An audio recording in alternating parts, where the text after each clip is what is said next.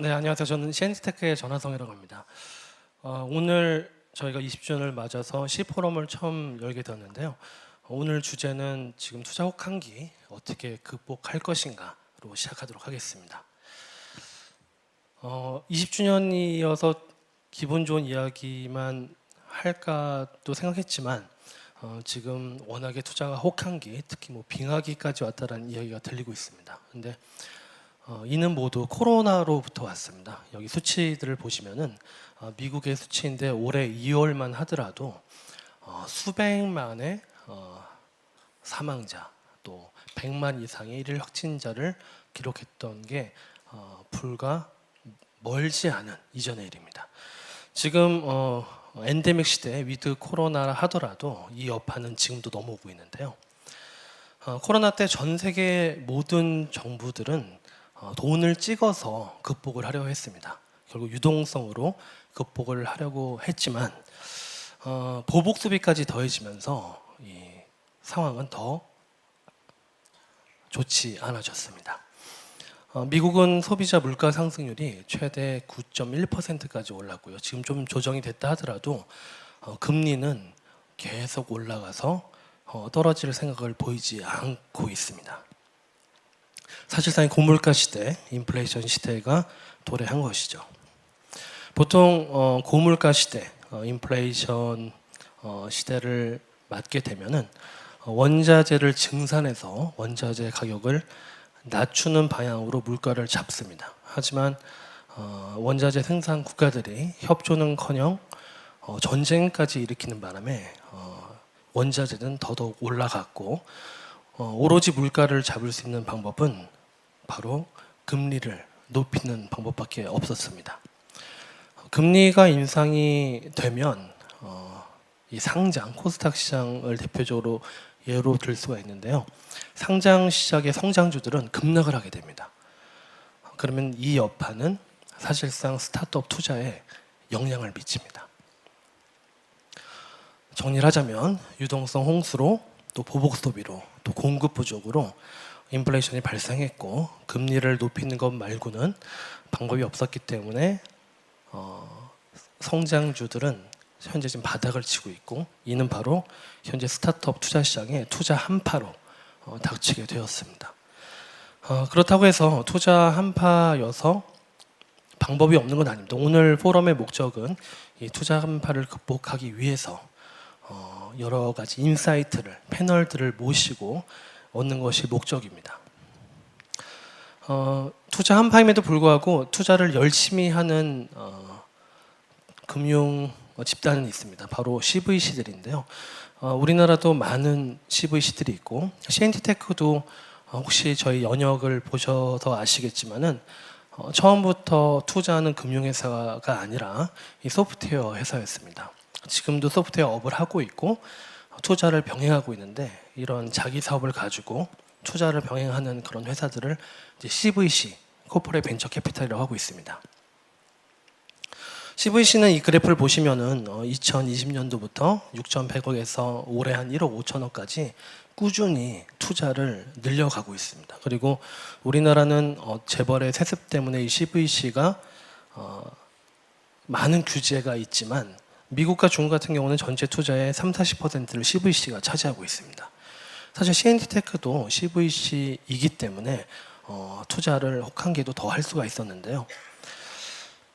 이 표는, 이 다이어그램은 서강대 장영균 교수님이 이제 공정이란 착각이란 책을 읽고 기업의 성과에 대해서 정리한 표입니다. 요약해서 말씀드리면 52%는 기업이 처한 어떤 산업 환경, 전략, 리더십 등등으로 컨트롤이 가능하지만 42%는 운이다라는 겁니다. 저도 CNT테크를 20년 경영해 보니까 정말 48%는 운이라는 것들을 늘 느끼면서 경영을 하고 있는데요. 근데 이 운을 해칭하는 행위가 ESG다라는 겁니다. ESG는 요즘에 탄소 중립을 외치고 있는데 이전에 미리 투자를 했었더라면 또는 어떤 파업이 있었는데 미리 좀 더 협상을 하면서 좀 더 많은 예산을 편성했었더라면 선제적으로 미래 사회적 비용에 대한 투자 개념으로 볼 수가 있는데요. 이는 능력주의 관점에서 보면은 약자에 대한 상대적인 약자에 대한 투자, 결국 협업할 수 있는 상대적 약자 스타트업에 투자한 것들은 ESG를 기반으로 한 활동으로 볼 수 있습니다. 결국 CVC도 ESG에 기반한 활동이라는 것이죠. 저희도 이러한 정신으로 작년에 투자 혹한기임에도 불구하고 엑셀러레이터 중에서는 가장 많은 투자, 약 100개 기업에 투자를 했고 한 150억 정도를 투자를 했습니다.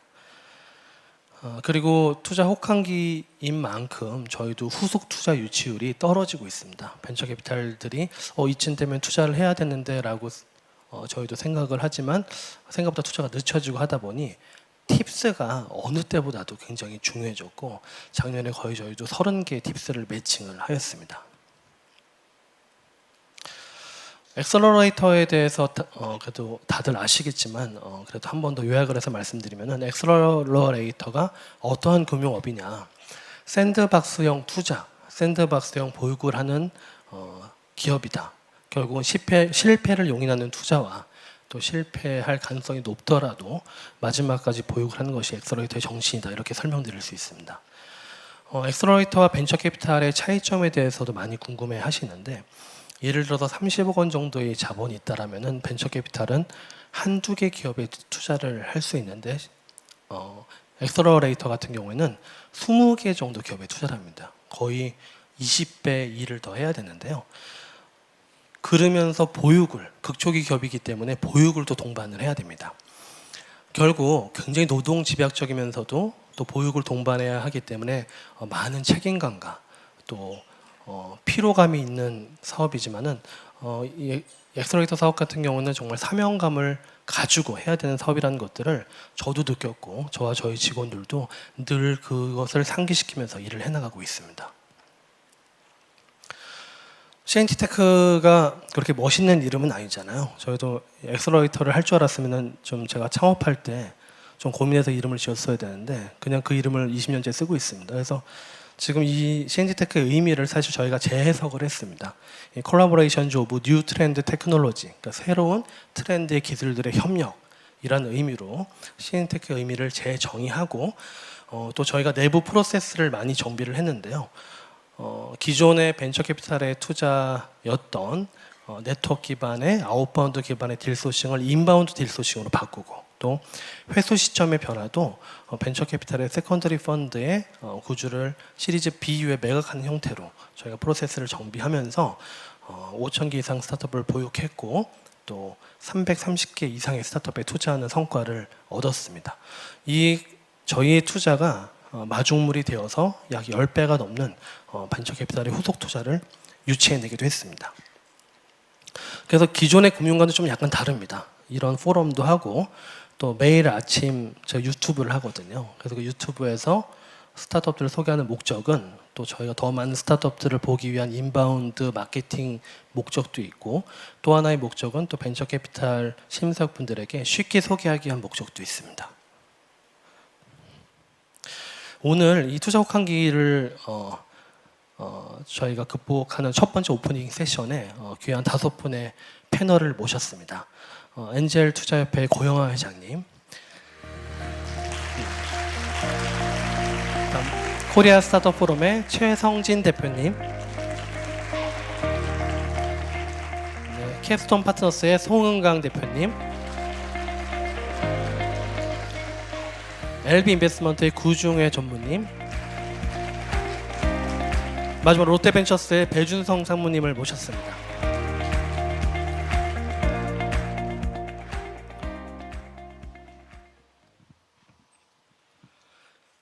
네, 저희가 바로 그냥 질문으로 들어가도록 하겠습니다. 오늘 최성진 대표님께 제일 처음 질문을 드릴 텐데요. 코리아 스타트업 포럼은 사실 우리나라 스타트업 생태계를 대표하는 단체이고 또 스타트업들이 체감하는 투자 혹한기 수준을 제일 잘 아실 걸로 보입니다. 얼마나 심각한가요? 네, 앞에 전하성 대표님이 이미 말씀해 주셨지만 네, 제가 목이 메어서 그런 건 아니고 네, 생각보다 뭐 사실 그 스타트업의 체감도는 혹한기에 대한 체감도는 굉장히 높다고 볼 수 있고요. 데이터만 본다면 또 약간 다를 수 있는데 세계적으로 이제 2021년이 그 스타트업 투자의 정점이었고요. 아까 말씀하신 대로 이제 코로나 극복을 돈을 찍어내서 그 하는 방식이었기 때문에 또 이제 그 고위험 또 고수익 영역에 이제 스타트업 쪽에 굉장히 많은 돈이 들어왔고 글로벌리 21년도가 가장 정점이었고 그건 우리나라도 마찬가지입니다. 근데 그 우리나라 같은 경우는 21년 대비 22년이 한 10% 정도 준 것으로 이제 나와요. 근데 그건 이제 정부가 발표하는 그 벤처 캐피탈들이 투자하는 금액만 한 7조 7천억 21년 찍었다가 한 7조 정도로 줄었다 이고 실제로 우리나라 그 스타트업 생태계에 투자되는 돈은 뭐 추정컨대 한 12조에서 13조 정도였다고 보거든요. 프라이빗 이쿼티도 있고 또 신기술 금융회사가 투자하는 것도 있고 그다음에 이제 해외 VC들이 투자하는 것도 있고 뭐 그런 걸 다 합치면 그 정도 있는데 그거는 뭐 프라이빗 이쿼티나 이쪽은 거의 전멸하다시피 했기 때문에 작년 하반기부터 올 상반기까지로 놓고 보면 거의 반토막 정도 그 났다고 보여지고요.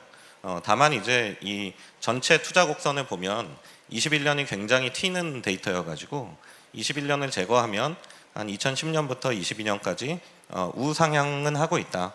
그래서 스타트업 생태계 펀더멘탈은 큰 문제가 없다고 생각을 하는데 문제는 이제 현장에서의 체감도인데 가장 어려운 영역이 사실은 투자를 전혀 받지 못한 스타트업보다 원래 어려웠으니까 투자 못 받으면 시리즈 A나 B 정도 해서 어느 정도 투자를 받은 스타트업들이 지금 제일 힘들고 제가 만나본 대표님들은 지금 런웨이 6개월은커녕 런웨이가 바닥난 대표님들이 굉장히 많습니다.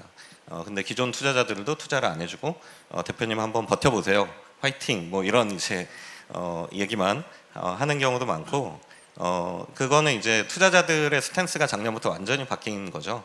21년에 투자를 해줄 때는 대표님이 돈을 태워서라도 빨리 성장하십시오 했는데 작년부터는 우리는 손익분기점 언제 넘나요? 매출은 왜 안 나오나요? 일단 매출부터 챙기셔야 될 것 같습니다.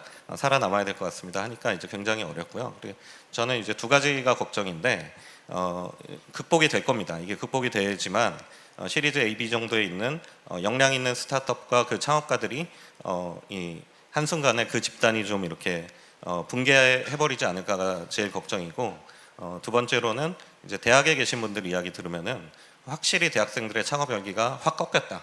그래서 새로운 팀들이 많이 안 만들어지고 있다. 이게 장기적으로 우리 스타트업 생태계에 부정적인 영향을 줄까 그 부분이 제일 걱정입니다. 네, 사실 저도 많이 공감을 하고 있습니다. 저희 포트폴리오들도 사실 그런 어려움을 겪는 곳들이 사실 있습니다. 송은강 대표님, 사실 캡스톤 파트너스는 이런 분위기에서도 사실 꾸준히 투자를 해주시고 계시는데요. 지금 사실 저도 이게 증시 상황을 보면은 투자를 할 수 있을까라는 의문이 저도 들긴 합니다. 앞으로 VC 업계 투자가 활성화될지 한번 설명 부탁드리겠습니다. 예, 저는 좀 긍정적인 생각을 갖고 있긴 합니다. 내년쯤이면 좀 좋아지지 않을까라는 생각을 갖고 있는데요. 거기에 첫 번째는 올해 정부의 그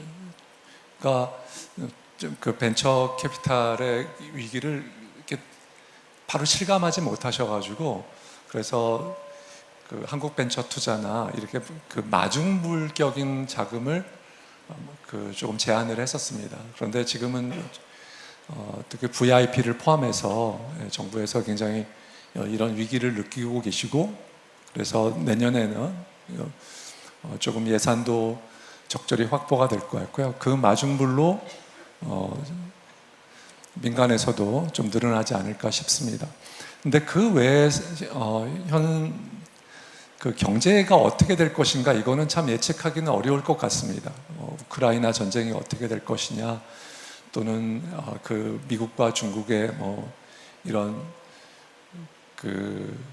분쟁이 어떤 방향으로 흘러갈 것이냐 하여튼 여러 요소들이 또 미국의 금리가 어떻게 될 거냐는 여러 요소들이 될 거에 대해서 제가 예측하기는 어렵고요. 단지 지금 현재는 벤처 캐피탈들이 펀드를 만들기가 어려운 상황입니다. 그래서 훨씬 더 보수적인 입장으로 투자를 하고 있고요. 내년에는 정부가 조금 더 나서 준다면 조금은 수월하지 않을까. 그래서 지금 저희 용어로는 드라이 파우더라고 하는, 저희가 투자하지 않은 자금으로 갖고 있고, 새로운 펀드가 만들어야지 이거를 조금 적극적으로 저희가 투자할 수 있을 텐데, 지금은 계속 지켜보는 거죠. 새로운 펀드 만들기도 자꾸 늦어지고, 그래서 그런 것들이 해결되면 좀 좋아질 것이다, 이런 의견을 갖고 있습니다. 그리고 또 하나는, 그럼에도 불구하고 그 컨텐츠 IP 분야라든가 인공지능 분야의 투자는 저희의 그 분석으로는 작년 대비 늘고 있습니다.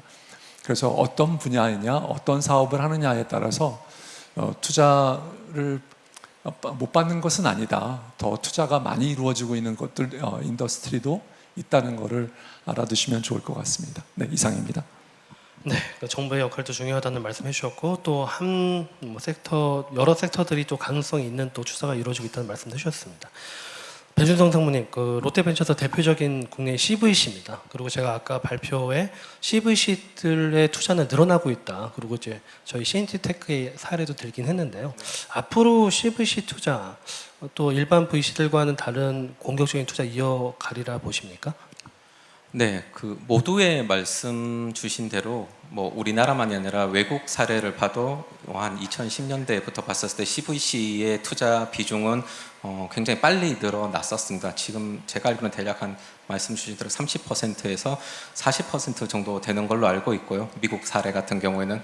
다만 우리나라 같은 경우에는 이제 뭐 삼성벤처투자나 포스코 기술투자 같은 데서 일찍 시작하시긴 했지만 본격적인 CVC의 투자는 제가 느끼기에는 한 2-3년 정도라고 보고 있고, 그렇기 때문에 지금이 시작이 아닐까라고 생각을 하고 있습니다.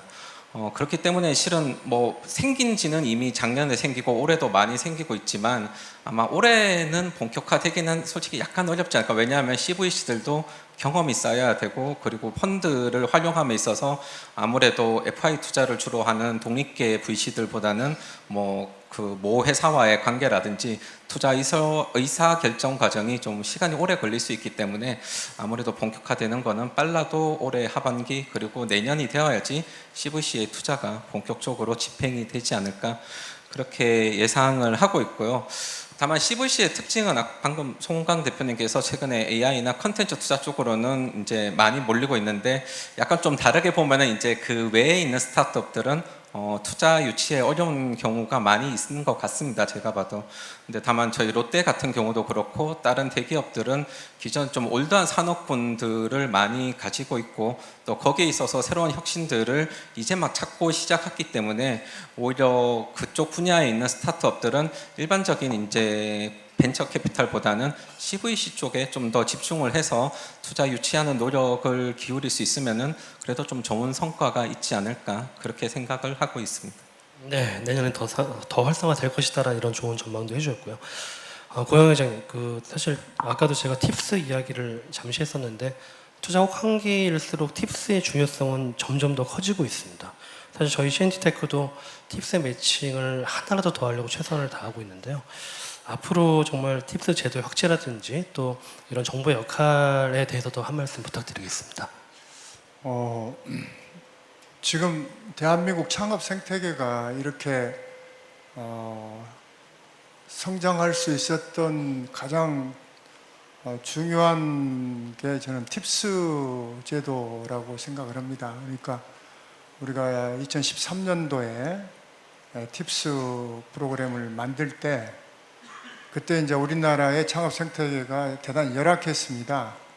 그러니까 미국 같은 경우에는 엔젤 투자자가 30만 명이나 되기 때문에 초기에 투자해주고 시리즈 A 정도는 엔젤 투자자들이 해주는 그런 슈퍼 엔젤들이 있기 때문에 창업 생태계가 활성화됐었는데, 우리 대한민국은 엔젤 투자 생태계가 대단히 열악했기 때문에 그 마중물 역할을 정부가 해야 한다고 해가지고 팁스 시스템을 도입을 해서 지금까지 진행을 해왔는데, 상당히 좀 더디게 정말 돌다리도 두드리면서 조금씩 늘려왔습니다. 늘려왔는데 그래서 작년에 팁스 500개 저희가 발굴을 해냈는데 올해는 지금 720개로 이게 늘어났습니다. 220개가 늘어났으니까 무려 44%가 갑자기 늘어나게 된 거죠. 근데 그건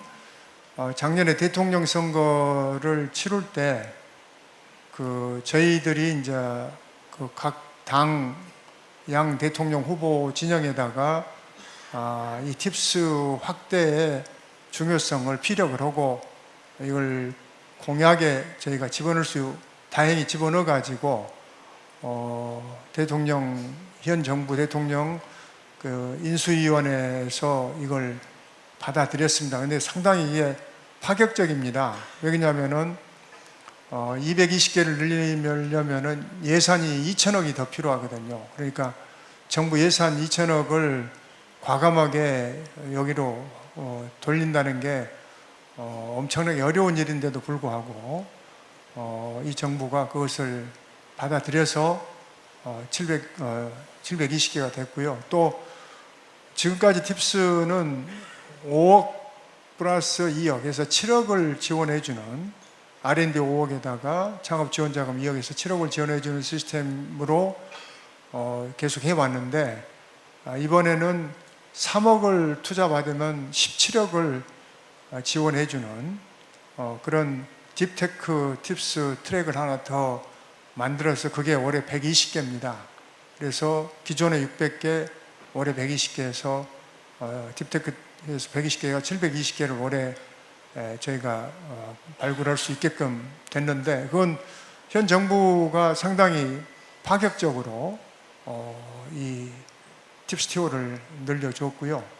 다행히도 지금 그럼 올해 예산들을 지금 상당히 타이트하게 집행을 하고 또 내년도 지금 예산을 아주 타이트하게 집행하려고 보니까 다른 예산들이 줄어드는데도 불구하고 이 팁스 예산만은 어쨌든 조금이라도 더 늘려보겠다 이런 그런 태도를 보이고 있기 때문에 어쨌든 이 팁스 제도는 현 정부로서도 대단히 긍정적으로 바라보고 있고 이걸 더 늘려나가는 데서는 이제 동의를 해주는데 이걸 저는 사실 좀 더 많이 빠른 속도로 늘려갔으면 하는 생각입니다. 사실 내후년 정도는 한 1000개, 지금 720개인데 한 1000개.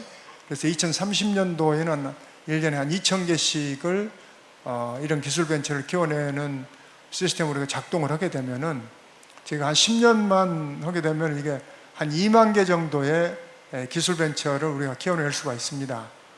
그러면은 그 중에 5%, 한 1000개를 저는 유니콘을 만들 수가 있다. 그렇게 되면은 우리 GDP가 한 1000조가 늘어납니다. 근데 우리 지금 1년에 이번에 지금 대통령께서도 이야기를 했지만은 R&D 예산 32조가 줄줄 새고 있다. 제대로 쓰여지고 있지 않다.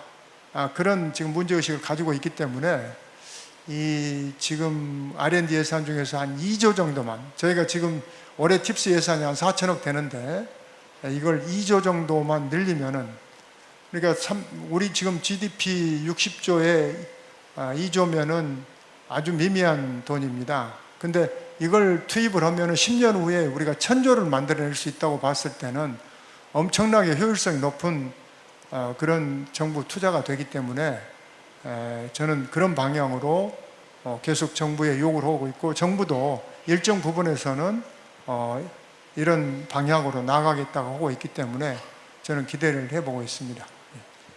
네, 사실 스타트업 생태계 지금 팁스 수혜를 받고 있는 스타트업들이 워낙에 많기 때문에 팁스 예산을 또 늘려주신 것, 또 앞으로도 늘려갈 그런 그 정보는 정말 희망적이라고 생각을 합니다.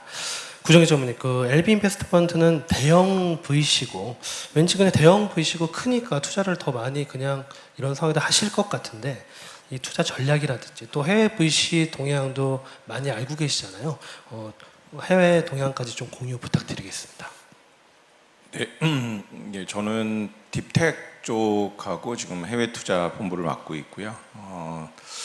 일단 국내 VC를 투자회사 다 합치면 한 3,400개 될 겁니다. 그 중에 한 2천억 이상 모은 회사가 한 몇십 개 정도 되는데 작년에 대형 VC 그러니까 한 AUM이 1조 넘는 회사가 늘었습니다. 그 얘기는 아까 언급한 드라이 파우더가 작년에 상당히 많이 확보가 됐다. 저희도 올해 3월에 2,800억짜리 펀드를 결성을 했고 뭐 1년 걸렸지만은 그 전전에 3,000억이 넘는 펀드를 만들어서 아직 드라이 파우더가 충분히 있습니다. 그래서 지금은 어쨌건 VC 내에서도 이게 약간 빈익빈 부익부 현상이 나타나는 게 돈을 주시는 LP들이 예전에는 그래도 이 섹터별로 또는 사이즈별로 루키부터 이렇게 골고루 배분을 했는데 아무래도 어렵다 보니까 실적 위주로 투자 성과가 나오는 회사 위주로 되다 보니까 돈이 몰리는 현상은 뭐 작년에 좀 심했던 것 같고요. 그럼 이제 큰 창투들은 투자를 지금 어떻게 하고 있냐? 일단 상반기는 뭐 미국뿐만 아니라 투자 많이 하는 이스라엘, 중국 뭐 다 줄었습니다. 뭐 심하게 줄은 데는 70% 준 데도 있고 한국도 거의 절반 이하로 줄었고요. 주는 이유는 돈이 없어서는 아닙니다. 돈은 있는데 모니터링을 하는 거죠. 이슈가 가장 큰 거는 액션 마켓에 대한 우려입니다. 지금 코탁 시장이 뭐 바이오나 플랫폼이나 이런 회사들이 상장을 잘 하다가 요 1, 2년 사이에 뭐 한국뿐만 아니라 미국도 뭐 스펙 상장을 했던 회사들이 10분의 1 빠지는 뭐 1조짜리 회사가 1,000억, 2,000억으로 떨어진 일들이 작년 하반기부터 뭐 여러 회사가 나타나기 시작했습니다. 그러면서 저희가 투자할 때 쓰는 기법 중에 가장 일반적인 게 상대 가치 평가인데 이 피어 그룹의 자체 밸류에이션이 뭐 예를 들면 뭐 A라는 뭐 항체 관련 회사가 뭐 8,000억이었는데 시총이 뭐 절반 이하로 떨어진다거나 그러니까 비교 대상 자체가 떨어지면서 투자의 수익률을 예측하기가 어려운 거죠. 그래서 1분기는 전반적으로 큰 VC들조차도 투자를 좀 관망하는 상태였고요.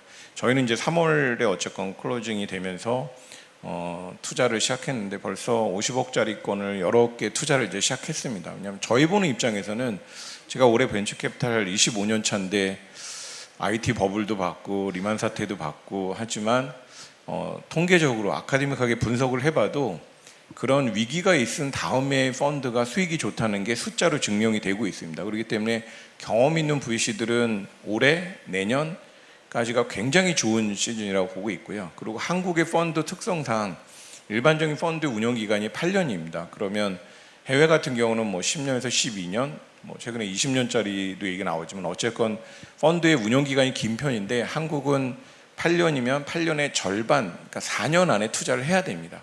그럼 작년에 만들어진 드라이 파우더를 어쨌건 올해 관망하다가 늦어도 올해 3, 4, 빠르면 늦으면 내년 1Q부터는 투자를 해야 되는 거죠.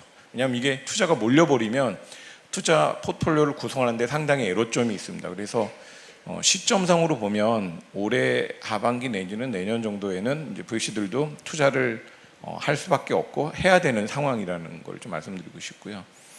섹터로 본다 그러면 확실히 수익이 나는 섹터 쪽으로 몰리는 거는 아주 극심하게 나타나고 있습니다. 그래서 참 산업이 돌고 도는 게 제가 소부장 투자를 2010년까지 했었었는데 그리고 바이오 쪽하고 해외 투자를 했었는데 요즘은 거의 모든 VC가 소부장을 우선적으로 보고 있습니다. 이유는 실적이 나기 때문에 예전에 이 바이오 같은 경우는 어쨌건 라이센스 아웃을 몇 년 뒤에 할 거를 예측해서 했다 그러면 소부장은 당장 매출이 나거든요. 근데 재밌는 현상은 흑자가 아닌 회사들도 최근에 상장이 통과되기 시작했습니다. 그 얘기는 적자이더라도 매출이 나는 회사들은 거래소에서 상장을 편하게 승인을 내주는 반면에 매출이 안 나는 회사 같은 경우는 굉장히 거래소에서 심사가 까다롭습니다.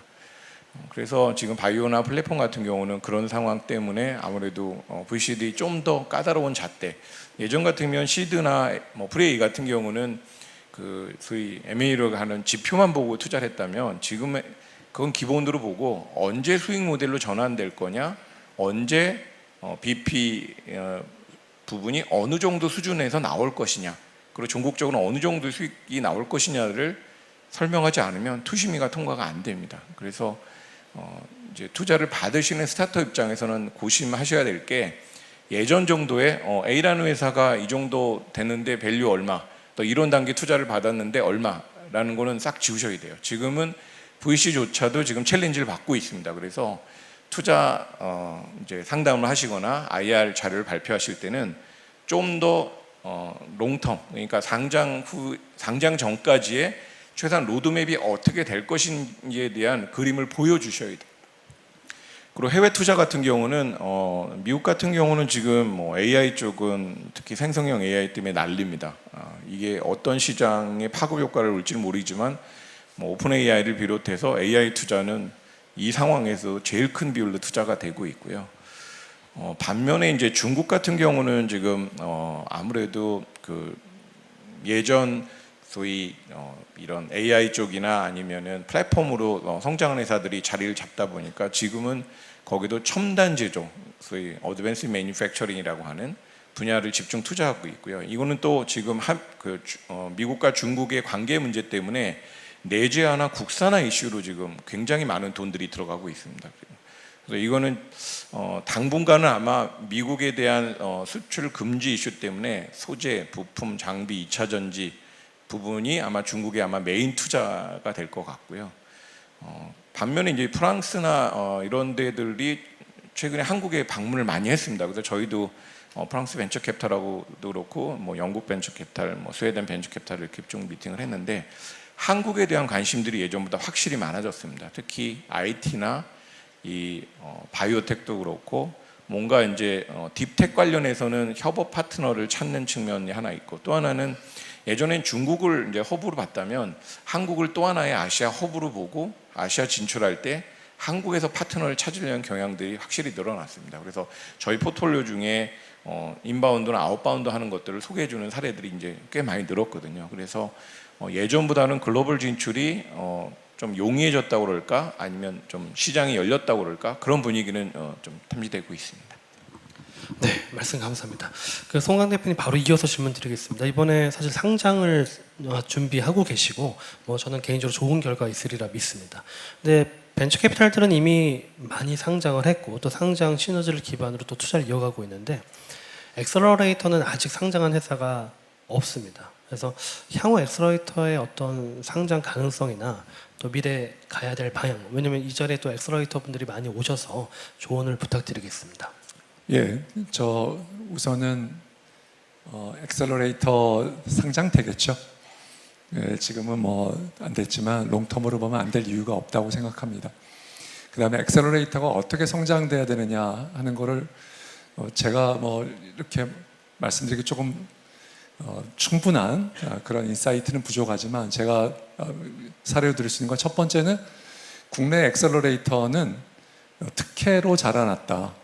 특히 그 개인 투자 조합을 운영하게 되고 개인 투자 조합에 있는 막강한 세금 그 혜택, 세금 공제 혜택을 가지고 사실 성장하고 있었고요. 그런데 이게 워낙 중요한 역할을 했기 때문에 이거 계속해야 된다라고 생각을 합니다. 근데 엑셀러레이터가 성장을 하려고 하면 대형화를 해야 되는데, 자기 자본 투자보다는 이제 방향은 그럼 펀드 운용사가 되는 방향으로 가야지 확장할 수 있을 거라고 생각하고요. 그러니까 펀드 운용사로 갔을 경우에 그 Y 컴비네이터가 벤처 캐피탈의 영역을 해서 상당 부분 겹치는 것처럼 이제는 엑셀러레이터하고 벤처 캐피탈에서 경계는 굉장히 모호해지는 방향으로 갈 것이다, 이렇게 생각합니다. 그래서 그 Y 컴비네이터처럼 대응하는 방법, 그 다음에 또 하나는 500 스타트업처럼 글로벌로 확장하는 방법도 생각해 볼 수 있는데, 우리나라가 그 역량을 갖춘 엑셀러레이터가 얼마나 나타날 수 있는 거냐에 대해서는 약간의 의문이 있기는 합니다.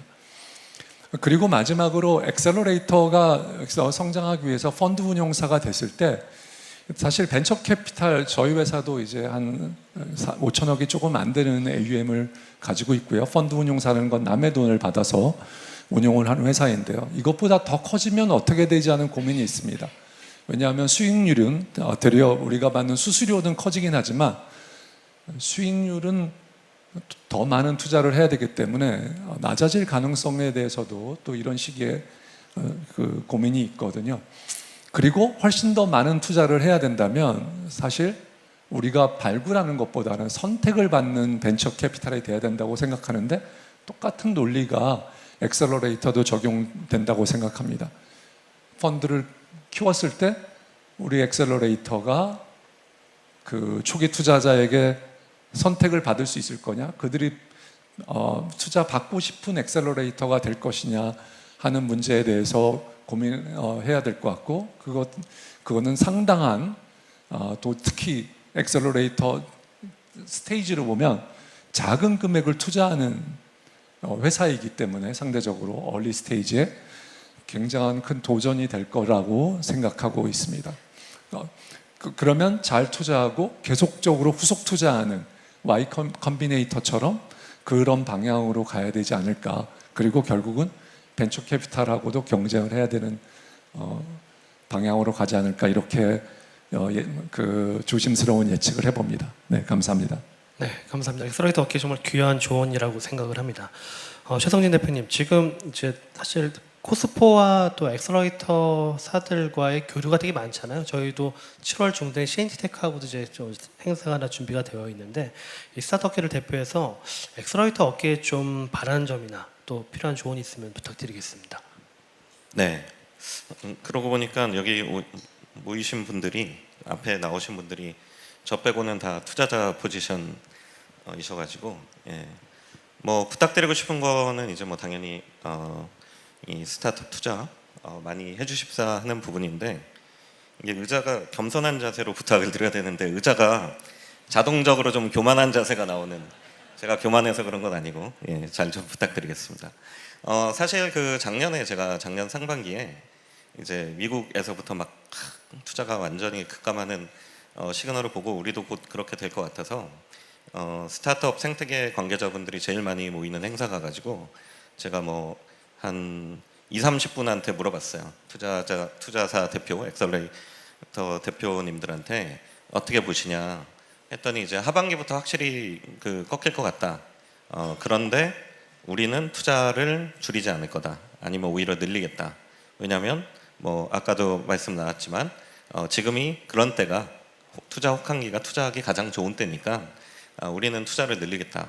19분이 그렇게 말씀하셔가지고 그러면은 투자 혹한기 안 오는 거 아닌가? 다 늘린다는데 안 오는 거 아닌가 이 생각을 했는데, 그 얘기를 이제 좀 투자 굉장히 많이 받은 경험이 있는 유니콘 창업자들이랑 이야기를 했더니 저한테 대표님 그거 다 거짓말입니다. 다 줄일 거예요. 그 말도 안 되고 하우스의 평판 관리를 위해서 그렇게 이야기를 하는 거지. 왜냐하면 이제 투자 줄이겠다 이렇게 얘기해 버리면 스타트업들이 저기 가면 투자 못 받는구나 해서 안 갈 거잖아요. 근데 어쨌든 VC들도 뭐 자기 자본 가지고 투자하는 게 아니라 본계정으로 하는 게 아니라 다 펀드를 운영하고 투자자들의 돈을 맡아서 하는 거기 때문에 줄어들 수밖에 없다, 이런 이야기들을 많이 했었어요. 근데 역사적으로는 뭐 아까 구중회 전무님도 말씀하셨지만 이런 투자 혹한기가 가장 투자하기 좋은 때인 거는 맞습니다. 뭐 데이터 상으로도 그렇고요, 수익률도 그렇고 2000년 뭐 IT 버블, 미국에서 이제 신경제 버블이 꺼졌을 때 그 뒤에 등장한 게 사실은 뭐 구글이나 아마존 같은 데가 본격적으로 성장하기 시작했고요.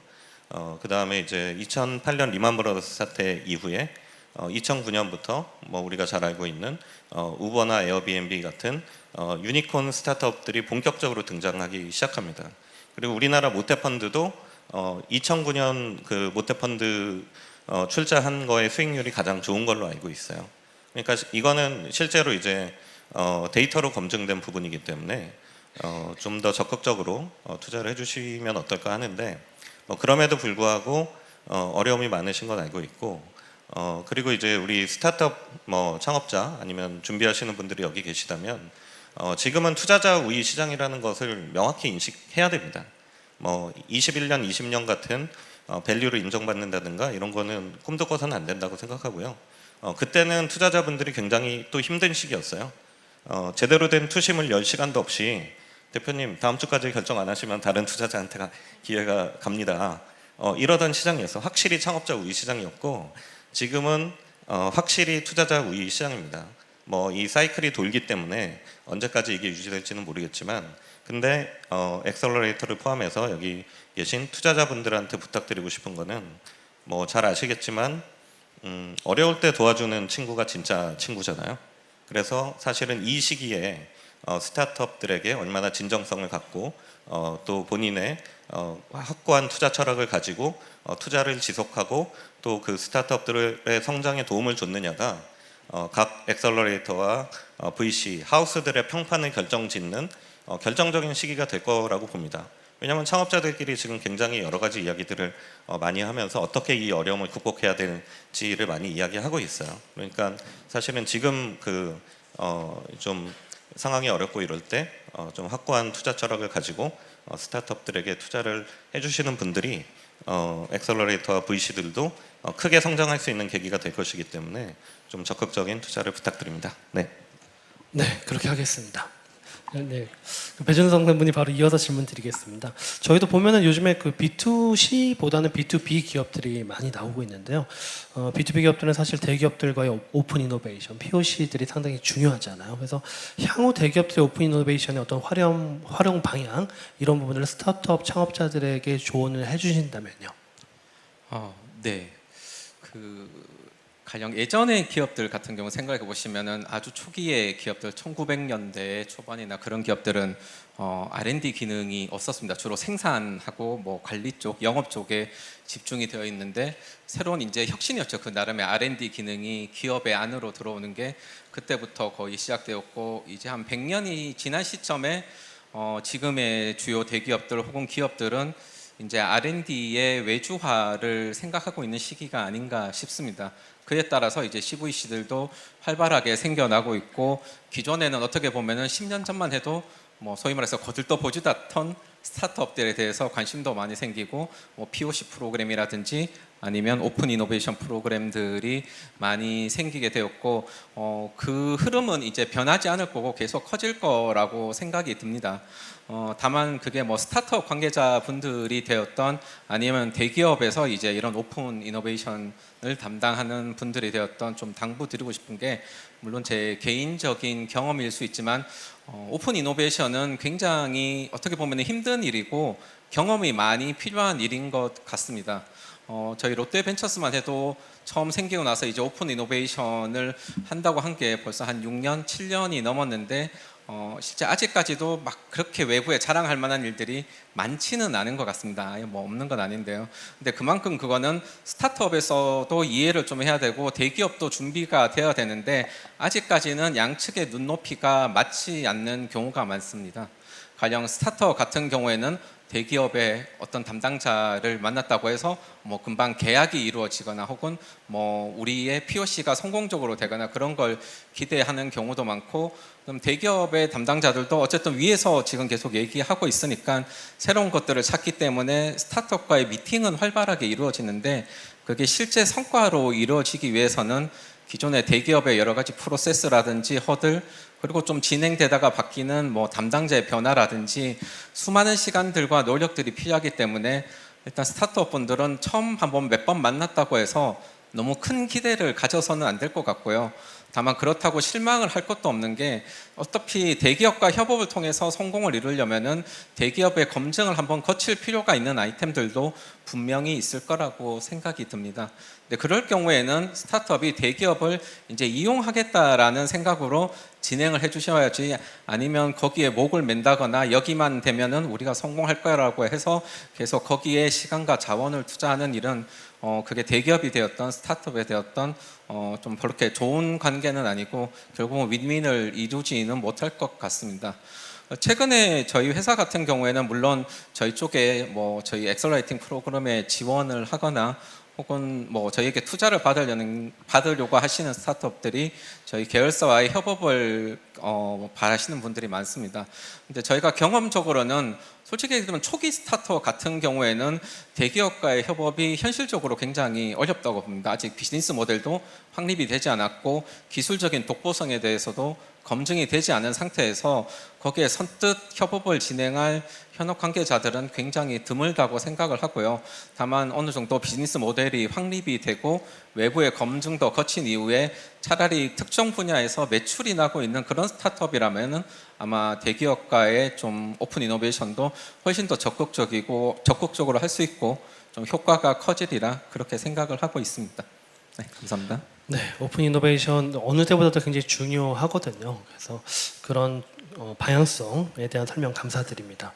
구정혜 전무님께서는 사실 기술 사업화에 굉장히 관심이 그동안 많으셨잖아요. 특히 대학에서 나오는 뭐 소부장이나 바이오 등 딥테크를 또 많이 투자를 하시고 계신데 요즘 같은 시기에 대학의 창업 또는 기술 사업화에 대해서 어떻게 교육시켜야 되는지 또 어떻게 육성 전략을 가져가면 좋은지 좀 설명 부탁드리겠습니다. 네, 그 학교 소위 랩 창업이라는 거는 뭐 VC가 시도한 지가 꽤 오래됐습니다. 2000년도에 무한 창업소라는 회사에서 랩벤처라는 를 타겟으로 바이오 펀드를 50억짜리를 만들어서 당시 1억을 주던 시절이 있었습니다. 근데 이제 저도 이제 바이오텍도 투자하고 딥텍을 투자를 많이 하는데 두 가지 크게는 세 가지로 이제 관점에서 좀 입장에서 설명을 드린다면 첫째는 이제 창업자 입장입니다. 이제 교수님이나 학교에 있는 그 학생들이든 교직원이 창업할 경우에 가장 좋은 점은 환경, 연구 환경이라든지 개발을 할 수 있는 환경은 다양한 분야의 분들이 있기 때문에 그거를 모으기가 되게 쉽습니다. 근데 가장 큰 단점은 그게 모두 인거로 오해를 하시는 분들이 많아요. 그 얘기는 무슨 얘기냐면 기술이 좋으면은 성공할 거 아니냐인데 특히 바이오텍이나 이학 쪽, 의대 쪽의 창업을 이렇게 저희가 자문을 이제 하다 보면 이제 그런 한계점이 딱 늘어나거든요. 그래서 창업하시는 특히 학교에서 창업하는 창업자 입장에서 꼭 그림을 그릴 때 창업을 내가 해야 되겠다 생각하시면 반드시 꼭 돈이 안 들어가더라도 필요한 어드바이저 그룹을 저는 확보를 하라고 말씀드려요. 그게 아마 같은 뭐 교직원이 될 수 있고 아니면 이왕이면 저희는 베슬 시나리오라고 그럴까 그 파트너가 바로 산업계 파트너라고 그러는데 뭐 이런 분들을 인터림 형태든 그리고 올해 7월 4일부로 스탁옵션 제도가 바뀌었습니다. 예전에는 스탁옵션 제도가 소위 사자 붙은 분들만 줬는데 지금은 산업계 경험 있는 석박사 분들한테도 주는 게 7월 4일자로 바뀌었어요. 그렇기 때문에 회사 설립을 만약에 고민하신다면 충분한 사업 계획을 짜셔야 되고 그 사업 계획을 짤 때 그리고 사업 계획을 짜서 창업을 하게 되면 이 인더스트리를 경험하신 분들을 반드시 인터림이든 어드바이저 그룹으로 해서 내가 보는 뷰가 제3자나 내 잠재 고객을 보는 뷰하고 어느 정도 갭이 있는지를 찾아내서 그걸 메꾸는 게 초반에 하실 일 중에 하나입니다. 그래서 많은 분들이 나는 이 분야에 한 30년 있었는데 그리고 창업을 덜컹 하세요. 근데 어디서 막히냐 그러면 왜 내가 생각한 대로 시장에서 반응을 안 하지? 라고 나오세요. 가장 큰 이유는 시장이 그분이 생각한 것처럼 안 움직이거든요. 그렇기 때문에 그런 갭을 어떻게 이제 메꾸느냐가 중요하고요. 산단 입장에서 좀 설명을 드리면 산단에서 모든 이런 인력들을 구하기가 어렵습니다. 보통 특허 쪽은 전문가들이 있으신데 사업 개발 쪽이나 뭐 라이센스 아웃이라든지 또는 뭐 투자 유치, 파이낸스 관련에는 별로 없으세요. 그 경우도 제가 볼 때 좋은 방법 중에 하나는 그런 전문가 그룹을 특히 각 대학별로 요즘 그렇게 움직이고 있습니다. 서울대만 하더라도 서울대 기술진이나 산단에서 서울대 VC들 모여서 포럼하고 데모데이하고 각 연대도 지금 기술지주 만들어서 산단에서 각 대학별로 연동하고 그래서 그런 산단에서 주관을 하셔서 하지만 한두 번이 아닌 장기적으로 주기적으로 꾸준히 할 수 있는 자문위원 구성을 하셔서 창업을 할 때 돈으로 해결 안 되는 부분들 그리고 경험으로 충분히 커버할 수 있는 문제점들을 시행착오를 이런 자문단을 잘 활용하시면 해결이 될 거고요.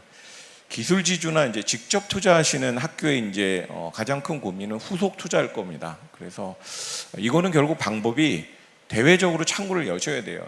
참고로 이제 제가 알고 있는 어떤 기술지주자는 매년 상반기 하반기에 프라이빗 IR을 여세요. 그것도 섹터를 바이오하고 IT를 나눠서 일반 VC도 아니고 좀 돈이 있고 이 분야 투자를 많이 한 부분을 선별해서 강남에서 거의 한 회사당 최소 30분에서 1시간 정도의 IR을 해서 멘토링까지 하는 것들을 꾸준히 하고 있어요. 지금 거의 한 5년째 넘게 하고 있는데, 그래서 기술지주에서 하실 일들은 이런 후속 투자를 할 수 있는 VC들하고 채널링을 또 별도로 어드바이저 그룹 형태로 만드셔서 활동을 해야 됩니다. 그래서 대외적으로 어쨌건 창업할 수 있는 환경을 내부에서 만드는 것 외에 그것들이 잘 숙성되도록 전문가 그룹하고의 연결을 만드시는 것을 좀 적극적으로 추천을 해드리겠습니다.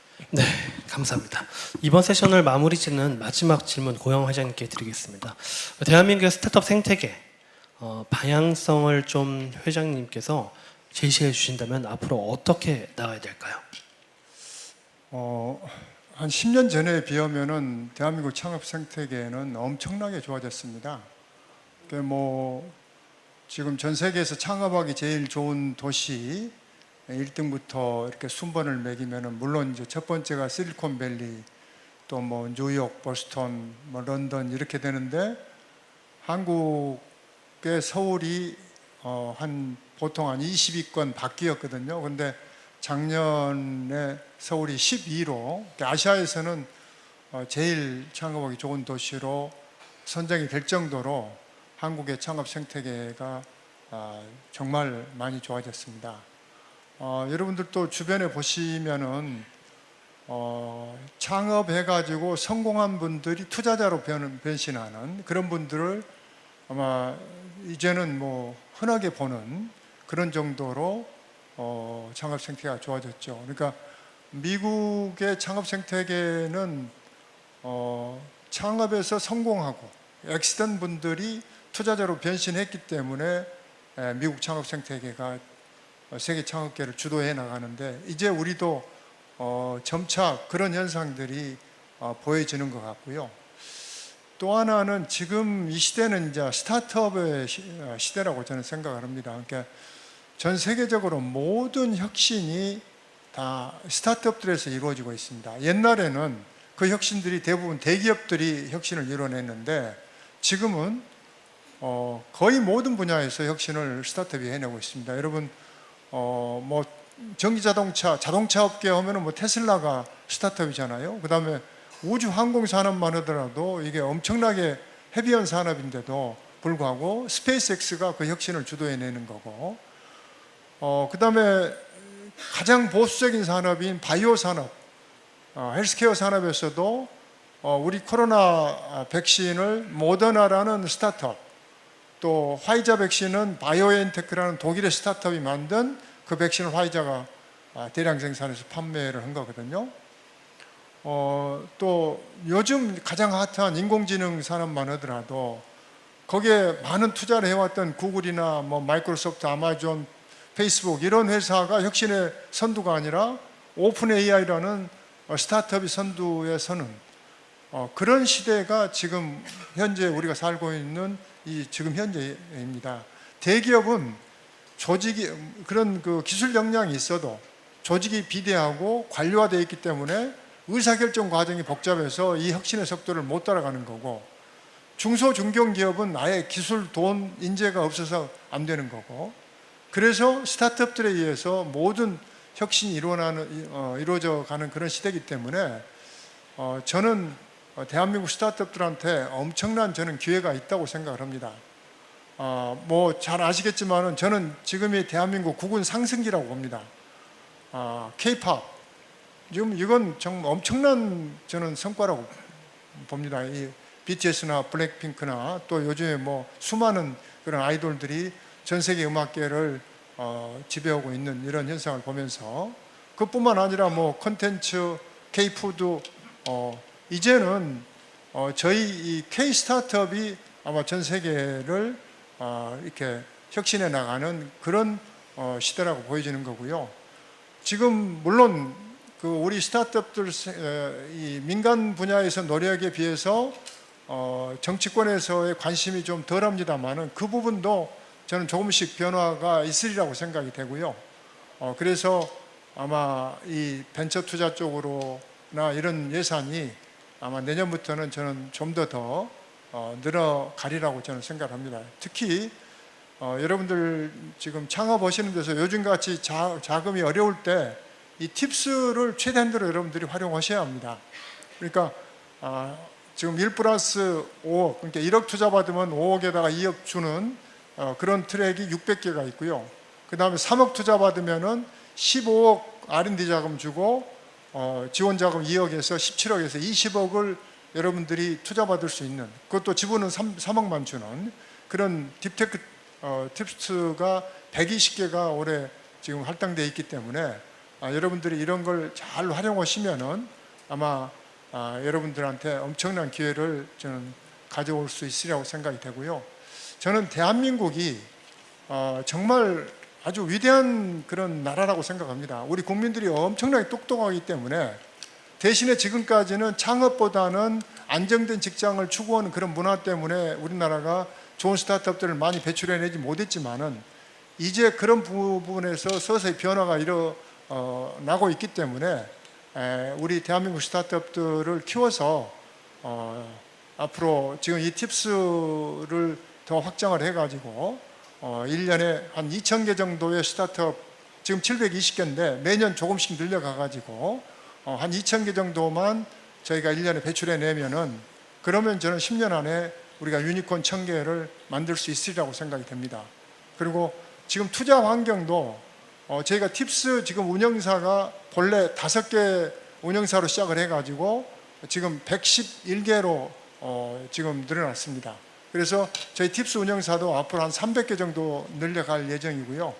그래서 대한민국의 이 창업 환경이 아주 좋아지고 있기 때문에 여러분들 스타트업에 한번 도전해 보시면은 아마 여러분들 미래에 큰 행운이 있으리라고 저는 생각합니다. 네, 귀한 말씀 감사드립니다. 그럼 첫 번째 세션은 여기서 마치도록 하겠습니다. 네, 감사합니다.